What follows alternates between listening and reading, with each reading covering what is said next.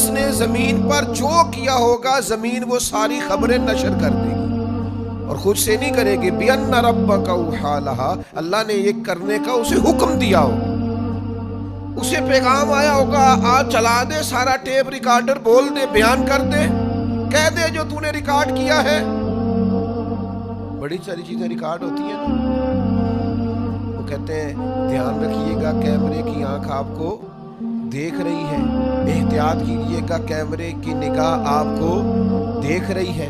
جگہ جگہ CCTV کیمرے لگ گئے، تو جس طرح چھوٹا سا کیمرہ سب کچھ ریکارڈ کر رہا ہے نا، یہ زمین بھی سب کچھ ریکارڈ کر رہی ہے، یہ در و دیوار سب کچھ ریکارڈ کر رہے ہیں۔ یہ قیامت کے دن بول اٹھیں گے اللہ کے حکم سے، اللہ تبارک و تعالیٰ زبان دے گا، یہ بات کرے گی، یہ بولیں گے سارے، اور یہ گواہی دیں گے، ساری خبریں ساری۔ نبی کریم صلی اللہ تعالیٰ علیہ وسلم نے ارشاد فرمایا، ترمذی اور نسائی دونوں میں موجود ہے، حضور فرماتے زمین ہر بندے اور ہر بندی کے متعلق قیامت والے دن گواہی دے دے گی کہ اس نے میری پشت پر کیا کیا، ساری خبریں زمین نشر کر دے گی، سب کچھ بتا دے گی۔ اور ایک مقام پہ نبی پاک صلی اللہ تعالیٰ علیہ وآلہ وسلم نے ارشاد فرمایا، زمین سے اپنی حفاظت کیا کرو، یہ تمہاری اصل ہے، جو کام بھی کوئی شخص اس پر کرے گا قیامت کے دن زمین اس کی اطلاع دے گی۔ کیوں دے گی؟ بِأَنَّ رَبَّكَ أَوْحَىٰ لَهَا، کیونکہ ایسا کرنے کا اس کا رب اسے حکم ارشاد فرمائے گا، بول دے گی، وہ کہہ دے گی۔ بڑے بولے والے، بڑے اللہ والے ریاض آپ کو بس نہیں جانتے، لوگوں کے سامنے پرہیزگار بننا اور تنہائی میں جرم کرنا، اکیلے ہونا تو سمجھنا کہ دروازے تو لگے ہوئے ہیں، کیواڑ تو بند ہے، پردے تو گرے ہوئے ہیں، کوئی جاننے والا نہیں۔ جس زمین کی پشت پر یہ جرم ہو رہے ہیں، عرش کا مالک فرماتا ہے وہ زمین بولے گی، وہ گواہی دے گی۔ کیوں؟ کہ اس کا رب چاہے گا وہ گواہی دے، تو بول کر گواہی دے گی، بتا دے گی۔ قربان جاؤں اے مدینے والے محبوب کے غلاموں، کیا تربیت کی ہے میرے رسول پاک علیہ السلام نے۔ مولا علی شیر خدا، امیر المومنین، خلیفۃ المسلمین، حضرت مولا علی شیر خدا رضی اللہ تعالیٰ عنہ جب امیر المومنین تھے تو اس کمرے میں جاتے جہاں مسلمانوں کا مال رکھا ہوتا تھا، جو خزانے کا کمرہ تھا، وہ سارا مال ضرورت مندوں میں بانٹتے، حقداروں میں بانٹتے۔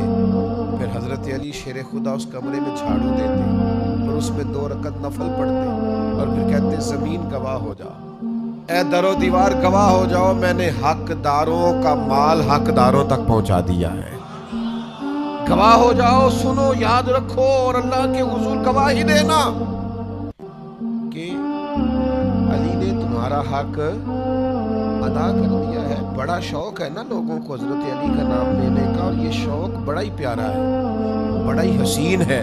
تو چلو مولا علی کی اس بات پر عمل نہ کریں، ہم بھی کسی وقت کہیں نا زمین سے کہ ہم نے سارے حق ادا کر دیے ہیں، تو گواہ ہو جا۔ آؤ نا میدان میں، آؤ نا حیدری ہونے کا اور مولا علی شیر خدا کا نام لینے کا کوئی حق ادا کرو نا، اس رستے کے مسافر بنو نا۔ مولا کائنات شیر خدا، شیر کی باتیں شیروں جیسی۔ حضرت علی شیر خدا بات کرتے فرماتے میں نے خزانے خالی کر دیے۔ علی کس کو دیے؟ فرمایا جس کا حق بنتا تھا، جو حقدار تھے، جو ضرورت مند تھے، جن کو پہنچانے کی ڈیوٹی لگی، وہ دے دیے سارے۔ تو حضرت علی سارے حقداروں کو دے کے کہتے گواہ ہو جا زمین۔ میرے عزیز، زمین قیامت والے دن گواہی دے گی۔ تنہائی کا پاک ہونا بڑا ضروری ہوتا ہے۔ اصل نیک وہ ہوتا ہے جو تنہائی میں نیک ہوتا ہے۔ حضرت ابو ہریرہ رضی اللہ تعالیٰ عنہ سے ایک شخص نے پوچھا صحیح نماز کون پڑھتا ہے؟ تو آپ فرمانے لگے صحیح نماز وہ شخص پڑھتا ہے جو اکیلے میں بھی اسی طرح پڑھے جس طرح لوگوں کے سامنے پڑھتا ہے۔ کچھ لوگ بڑے سونے سونے سجدے کرتے، کب؟ جب کوئی دیکھ رہا ہو، اور اکیلے میں، تنہائی میں، کوئی دیکھ رہا ہو تو ٹھیک ہے پڑھ لی، اور کوئی نہ دیکھ رہا ہو تو غائب ہو گئے۔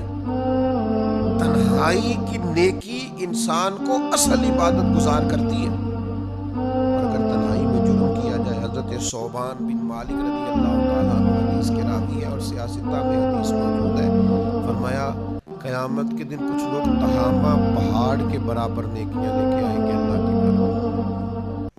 ایک سفید رنگ کا بڑا پہاڑ تھا جس کو تہامہ کہتے ہیں۔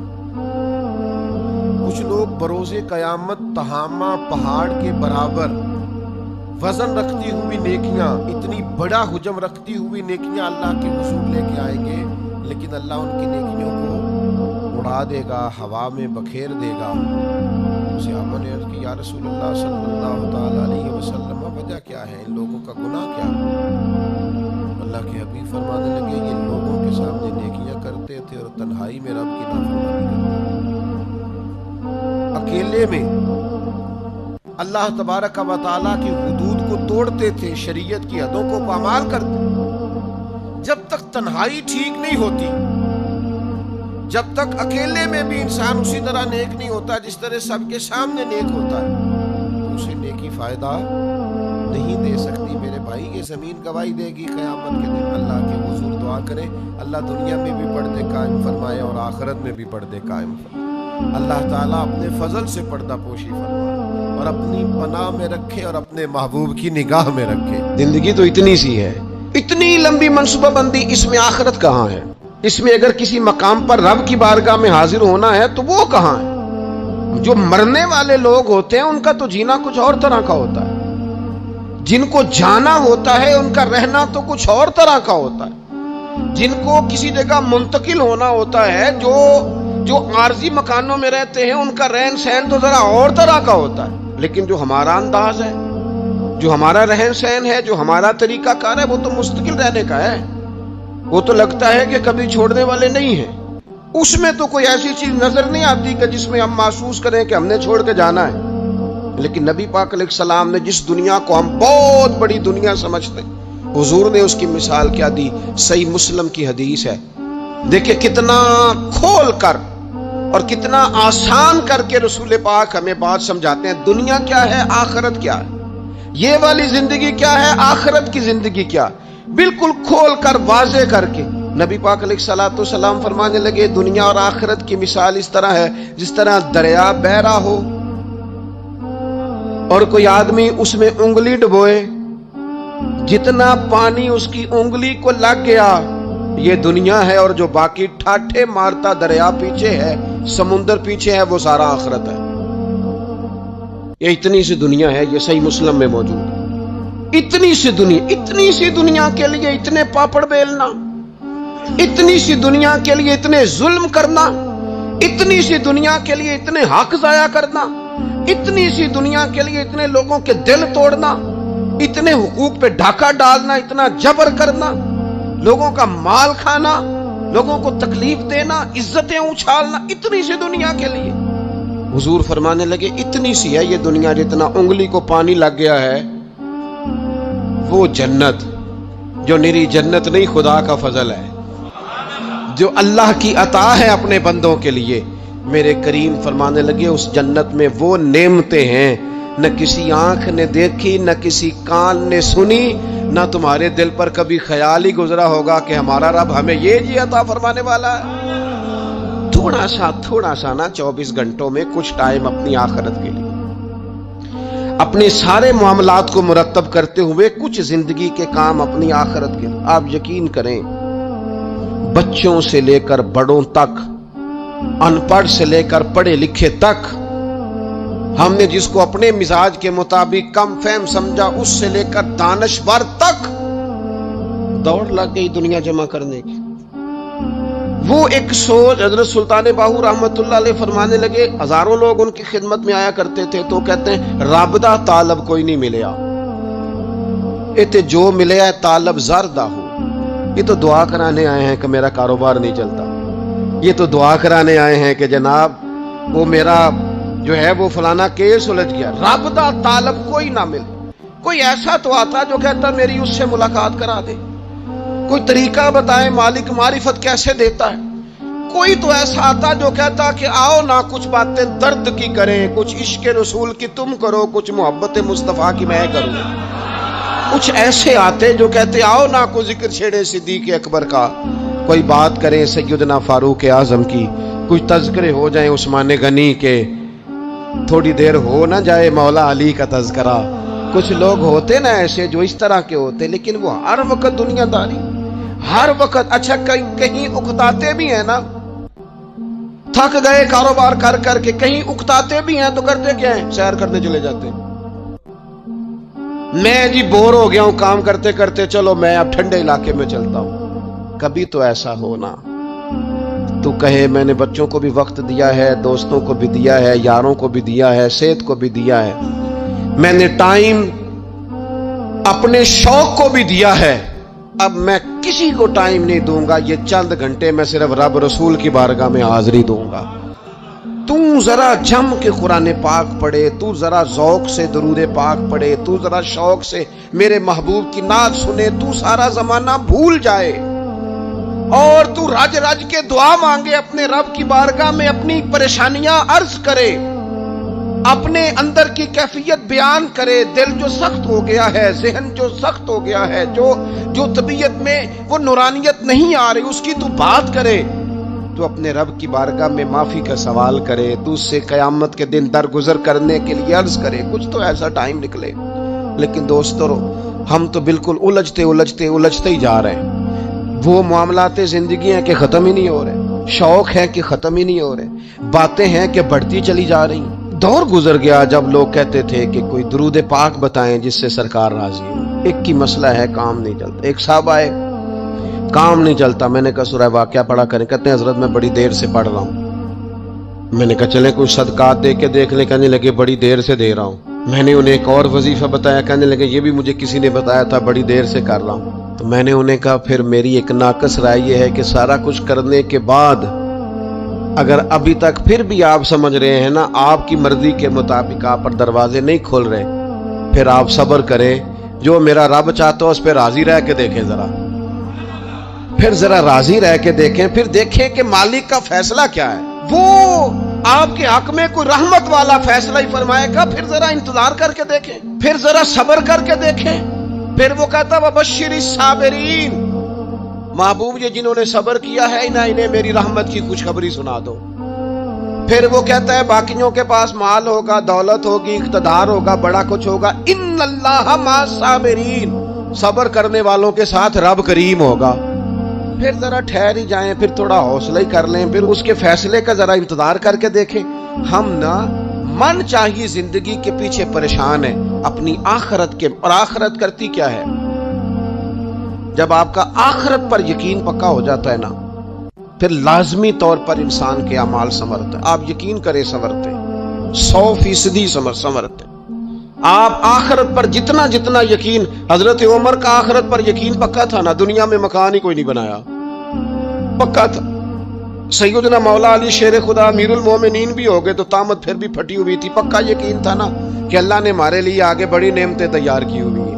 حضور نے آ کے فرمایا تھا نا کہ عمر میں تیرا گھر دیکھ آیا ہوں جنت میں، یقین پکا تھا نا بڑا کچھ ملنے والا ہے۔ تو جن لوگوں کا پکا ہونا کہ میرا دیش میں گھر ہے، وہ پردیش میں بلڈنگیں نہیں بنایا کرتے، ان کو پتا تھا کہ ہمارے دیش میں گھر بنے ہوئے ہیں، لہذا یہاں وہ کسی پریشانی کا شکار۔ اور دوسرا جب بندے کا آخرت پر یقین پکا ہو جاتا ہے نا، ایک بات آپ نے ضرور ذہن میں رکھنی ہے، ہمارے محدثین نے لکھا ہے جس بندے کا صرف دنیا داری میں جینے کا مزاج ہو جاتا ہے نا، وہ بزدل ہو جاتا ہے، اور جس کا خیال ہوتا ہے نا زندگی عارضی ہے، صبح قیامت دوبارہ اٹھوں گا، وہ بندہ بہادر ہو جاتا ہے۔ جس کا خیال ہے نا یہی کچھ ہے، کھا لو پی لو، بس یہ زندگی ختم ہو گئی تو ختم ہو گئی، مر گئے تو مر گئے، ختم ہو گئے، فنا ہو گئے، ان لوگوں کا مزاج بزدلانہ ہو جاتا ہے، جرت مند نہیں رہتے۔ اور جن کا یہ خیال ہوتا ہے نا مرنے کے بعد بھی اٹھنا ہے، ایک نئی زندگی اللہ عطا کرے گا، وہ لوگ پھر موت سے گھبراتے نہیں، انہیں مرنے سے ڈر نہیں لگتا، پھر موت کا لفظ کوئی بندہ سنا کہ انہیں بلیک میل نہیں کر سکتا، وہ بندے طاقتور ہو جاتے، باہمت ہو جاتے۔ حضرت جابر ابن عبداللہ فرماتے ہیں، بخاری میں حدیث ہے، فرماتے ہیں ایک احد والے دن ایک صحابی کھجور کھا رہے تھے، تو کھجور کھاتے کھاتے انہوں نے نبی پاک صلی اللہ تعالی علیہ وسلم کی خدمت میں عرض کی حضور اگر میں آج شہید ہو جاؤں تو کہاں جاؤں گا؟ تو محبوب فرمانے لگے میرا رب اپنے فضل سے تجھے جنت عطا کرے گا۔ حضرت جابر ابن عبداللہ رضی اللہ تعالیٰ عنہ فرماتے اس بندے نے کیا کیا، اس نے نا کھجور جتنی کھا لی تھی کھا لی، باقی نکال دی منہ سے، تلوار لی، میدان میں گئے، شہید ہو گئے۔ سبق ہمیں کیا دیا؟ کہنے لگے جب مرتے ہی اللہ تعالیٰ جنت عطا کرے گا، پھر کھجور کھاتے کھاتے رہنے والی دیر بھی کیوں کرنی ہے؟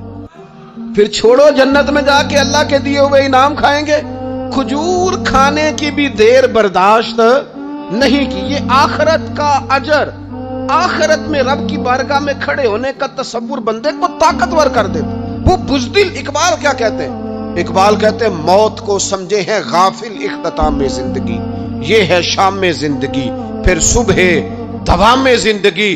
اور حضرت بلے شاہ بھی بول پڑے، وہ کہنے لگے عرش فرشتے بانگا ملیاں مکے پہ گیا شور، بلے شاہ آسا نہیں مرنا، یہ تے مر گیا ہی کوئی ہور، یہ تو کسی اور۔ پھر ایک اور درویش بولے، وہ کہنے لگے وارث شاہ او کدو مردے، وارث شاہ او کدو مردے جنہ کیتیاں نیک کمائیاں نے۔ وہ تو اللہ کی بارگاہ میں انعام پاتے ہیں، ایک پل ہے موت، اس پل سے گزرتے ہیں، پھر رب کا فضل انہیں ملتا ہے۔ میں کئی دفعہ کہہ چکا ہوں، پھر کہتا ہوں، یہ جب بہت ٹینشن بن گئی نا، ڈپریشن بہت بڑھ گیا، کووڈ-19 کے دن تھے، کرونا کے، تو مجھے ایک سرکاری ادارے میں بلایا گیا جہاں اس عملے کو میں نے گفتگو کرنی تھی، اس عملے سے جو مریضوں کو دیکھ رہا تھا۔ کہنے لگے مجھے وہاں کے جو ہیڈ تھے، کہنے لگے پیر صاحب بڑا ڈپریشن بڑا ہے، لوگ ڈر رہے ہیں، وقتی طور پہ خوف بھی بڑا تھا۔ تو میں نے ایک صاحب سے وہاں کہا کہ اتنا خوف کس بات کا؟ کہنے لگے جی مجھے تو زیادہ ہجوم آ جائے تو میرا سانس نہیں نکلتا، تو قبر میں تو کھڑکی کوئی نہیں، تو تصور سوچ سوچ کے میں ڈرتا ہوں۔ تو میں نے کہا ڈاکٹر صاحب ماں کے پیٹ میں جو رب آکسیجن دیتا ہے وہ قبر میں بھی دے گا۔ تو انہوں نے آپ کی طرح سبحان اللہ نہیں کی، کیونکہ وہ ڈاکٹر صاحب تھے نا۔ سیانے بندے کو سمجھانا بھی کافی سیانے بندے کا کام ہے، وہ زیادہ سیانے تھے، لیکن نا سوتے کو جگانا تو کام ہے، اور اگر جاگتے کو جگانا پڑ جائے تو بہت مشکل کام ہوتا ہے۔ وہ ڈاکٹر صاحب تھے، وہ کہنے لگے جی حضرت صاحب وہ تو ماں سانس لیتی ہے تو وہ بچے کو جاتا ہے، وہ آکسیجن ماں کے سانس کی بنیاد پہ ملتی ہے، تو قبر میں وہ کیسے ہوگا؟ میں نے کہا چلے ٹھیک ہے ڈاکٹر صاحب آپ کی یہ دلیل بھی مان لیتے ہیں۔ وہ جو انڈے سے بچہ نکلتا ہے وہ چاروں جانب کوئی سوراخ ہوتا ہے؟ ڈاکٹر صاحب نے قلم چھوڑ دیا، رکھ دیا۔ میں نے کہا چلو یہ بھی بتاؤ زندہ ہی نکلتا ہے؟ کہنے لگے بالکل۔ تو میں نے کہا سونا بھی نکلتا ہے؟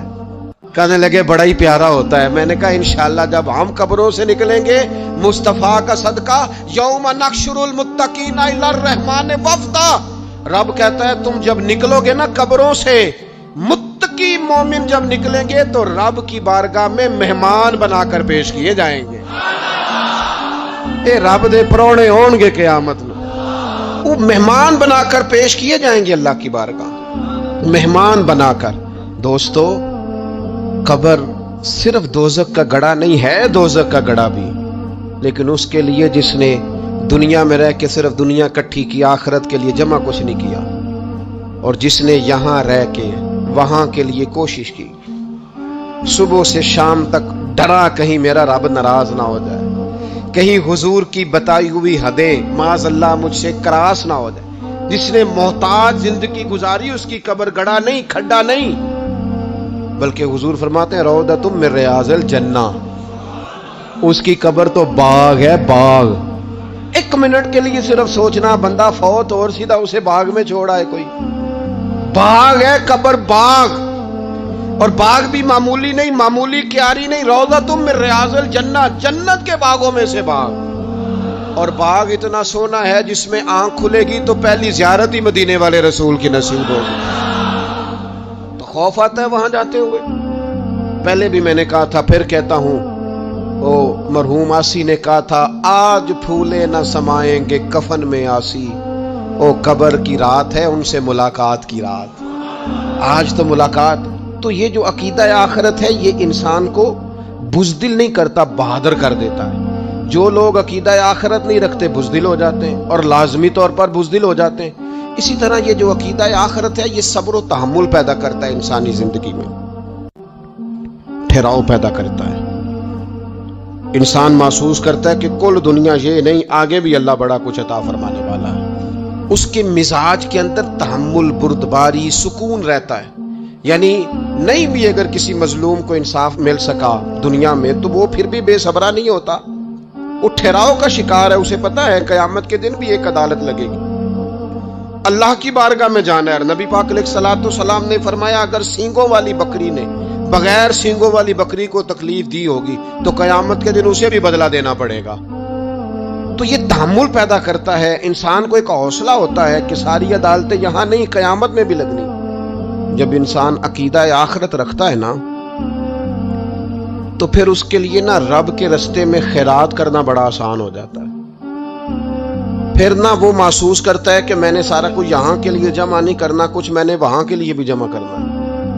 وہ پھر اپنی آخرت کے لیے کچھ نہ ایک بینک آخرت کا بھی بنا لیتا ہے، اس میں بھی کچھ نہ کچھ جمع کراتا رہتا ہے. اسے پتا ہوتا ہے کہ میں نے اللہ کی بارگاہ میں حاضر ہونا ہے، وہاں کی بھی کچھ نہ کچھ تیاری. نبی پاک صلی اللہ تعالی علیہ وسلم نے بکرا بھیجا گھر میں ذبح کرنے کے لیے، تو سرکار تشریف لائے سر شام، تو فرمایا کیا بنا؟ عرض کی یا رسول اللہ صلی اللہ تعالی علیہ وسلم سارا بانٹ دیا ہے، محلے داروں میں، رشتہ داروں میں، غریبوں میں سارا بانٹ دیا، بکرے کی ایک دستی صرف بچی ہے آپ کے لیے رکھی ہے. تو حضور نے توجہ کیا دلائی، محبوب نے کس طرف رخ کیا؟ حضور فرمانے لگے اپنے اہل خانہ سے، ازواج مطہرات سے، کریم فرمانے لگے عائشہ وہ جو تم نے بانٹ دیا ہے نا وہ سارا ہی بچ گیا ہے، وہ سارا ذخیرہ ہو گیا، وہ جمع ہو گیا ہے آخرت کے لیے، وہ ہمارے پاس بچ گیا. یہ جو تم سمجھتے ہو نا یہ بچا کے رکھا ہے یہ تو ہم استعمال کر لیں گے، وہ ہم نے سیو کر لیا ہے، وہ بچ گیا ہے. حضرت ابو ذر غفاری رضی اللہ تعالیٰ عنہ اپنے خادم سے کہنے لگے کہ مجھے پتا چلا ہے یہاں فلاں جگہ کچھ غریب لوگ آئے ہیں، تو اس طرح کرنا جو اچھا اونٹ ہے نا میرے اونٹوں میں سے اچھا اونٹ وہ ذبح کر کے نا تو ان سارے گھروں میں تقسیم کر دو، جتنا گوشت وہاں بھیجو گے اتنا ہی میرے گھر میں بھی بھیج دینا. آپ کا وہ خادم کہتا ہے میں نے اپنی سمجھ کے مطابق اچھا اونٹ ذبح کر کے گوشت بنا کے میں نے بانٹا، اور میں نے اس طرح کیا کہ وہ حضرت ابو ذر غفاری کے گھر بھی اتنا ہی گوشت بھیجا جتنا تمام غربا کے ہاں میں نے بانٹا تھا. شام کو جناب ابو ذر غفاری اپنے اونٹوں کے باڑے میں آئے جہاں باندھا کرتے تھے اپنی حویلی میں، تو آ کے دیکھا کہ وہ سرخ بہترین اونٹ جو سب سے بہترین تھا وہ تو کھڑا ہے. تو آپ اپنے خادم سے کہنے لگے میں نے تمہیں کہا تھا جو سب سے اچھا ہے اس کو ذبح کرنا. تو وہ کہنے لگا حضور وہ باقیوں میں سے سب سے اچھا تھا، اس سے ہی تھوڑا سا کمزور تھا، اور یہ تو آپ کی سواری کے لیے ہے نا، یہ تو آپ کے کام آتا ہے، اس پہ تو آپ سفر کرتے ہیں، اس لیے میں نے اسے چھوڑ دیا، اور اس کے بعد جو سب سے اچھا تھا وہ میں نے ذبح کر دیا. تو حضرت ابو ذر غفاری فرمانے لگے تو شاید سمجھا نہیں، میں اسے بھی سواری کے لیے رکھنا چاہتا تھا پر اپنی آخرت کی سواری کے لیے. میرا دل تھا وہ جو آخرت میں سفر کرنا ہے نا دشوار گزار گھاٹیاں ہیں، ان گھاٹیوں کے لیے وہ اونٹ میرے کام آ جائے گا، لہذا میں نے تجھے کہا تھا جو سب سے بہتر ہو وہ دے دینا تاکہ ذرا میری آخرت کی سواری بن جائے، تاکہ میں ذخیرہ کر لوں. بڑا دیا بال بچوں کو، بڑا دیا بہن بھائیوں کو، بڑا دیا دوست احباب کو، بڑے قرضے دیے ادھر ادھر، لیکن ساری زندگی دیے، ایک موقع پر صرف آپ نے کسی کو انکار کیا نہ ایک موقع پر. تو وہ پچھلے جو 99 دفعہ آپ نے دیا ہوتا ہے وہ اس کا بھی منکر ہو جاتا ہے. وہ کہتا ہے تو نے کدی کام تے کام ہی نہیں آیا، وہ تو نے تو میری امید ہی توڑ دی. وہ سارے شکوے ساری زندگی کہاں خرچ کر دی بلا، کس مقام پر. اور یہاں حال یہ ہے کہ حضور فرماتے ہیں جب تو صدقہ دیتا ہے تو رب اسے اپنے دستے قدرت میں لیتا ہے، اور اس طرح تمہارے صدقے کو پالتا ہے جس طرح تم اپنے گھر میں بچڑا نہیں پالتے. اس طرح صبح قیامت تمہیں وہ نتیجے کے طور پر پلا ہوا صدقہ ملے گا.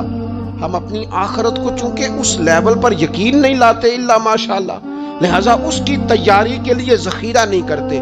اپنی آخرت کی تیاری کے لیے ذخیرہ کریں اور کوشش کریں کہ اور یہ عقیدہ اپنی اولادوں میں، اپنے متعلقین میں، اپنے احباب میں اس کو راسخ کریں. کوئی نہ کوئی بات عقیدہ آخرت کی، قیامت کی ضرور اس کا تذکرہ کریں. इन बातों को अपनी जिंदगी का हिस्सा बनाएं। अगर अकीदा आखिरत ना हो तो दुनिया की सारी चीजें वैसे ही लोगों को अजीब लगने लग जाएं। अगर कोई कयामत ही कायम ना हो तो मजलूम रह गया, जालिम ने तो फिर जुल्म ही कमाया, वो तो फिर दंदनाता फिरेगा। तो रब कहता है अयहसबुल इंसान अन युतरका सुदा, क्या इंसान समझता है कि इसे यूं ही छोड़ दिया जाएगा, कोई इसे आजाद ही छोड़ दिया जाएगा, कुछ पूछा ही नहीं जाएगा। सुबह कयामत सवाल होंगे, रब की बारगाह में हाजिरी होगी, अल्लाह के हुजूर सवालात के जवाब देने होंगे। लिहाजा अपनी जिंदगी के आमाल को मुरत्तब करते वक्त, कोई भी काम करते वक्त एक तसव्वुर जरूर जहन में रखें कि मुझे सुबह कयामत इसका हिसाब देना है।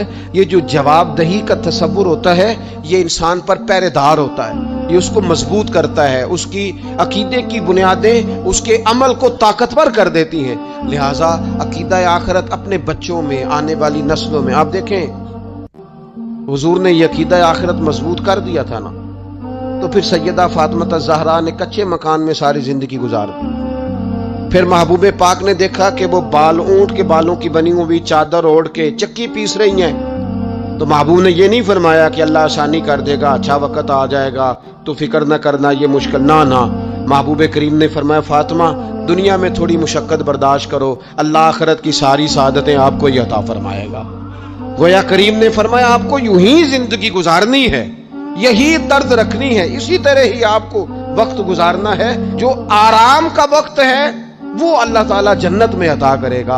अकीदा आखिरत की मजबूती, थोड़ा सा हमारे एक बड़े करीबी दोस्त थे, बड़ा मेरा उनसे प्यार था, 34.5 साल उम्र, खुद हार्ट स्पेशलिस्ट डॉक्टर, लेकिन ये पिछले हफ्ते वो मरीजों को चेक करके नीचे आके दफ्तर में बैठे। एक तो लोग कहते हैं ना अस्पताल पहुंच जाता तो शायद बच जाता, तो हॉस्पिटल के अंदर ही थे और अभी चढ़ती जवानी, 34-35 साल उम्र। लेकिन कमाल ये था कि मेरे जैसे कई लोगों ने भी आंसू इसलिए बहाए कि इतनी चढ़ती जवानी में, इतने खूबसूरत माहौल के अंदर भी उन्होंने मिजाज खैर खाई का बनाया हुआ था।